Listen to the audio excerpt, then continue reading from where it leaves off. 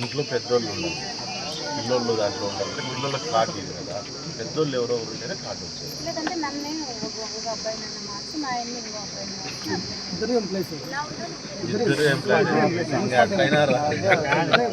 అట్లయినా ఎప్పుడు వస్తుంది, మరి అట్లయినా రాదు కదా. హౌస్ హోల్డ్ మ్యాపింగ్లో తగ్గాలంటే ఖచ్చితంగా బయట సమస్య చూద్దాం.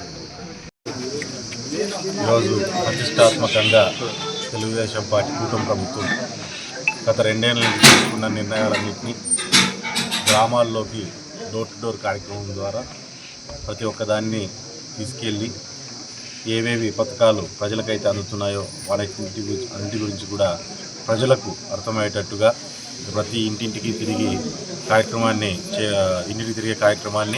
తెలుగుదేశం పార్టీ చేపట్టడం జరిగింది.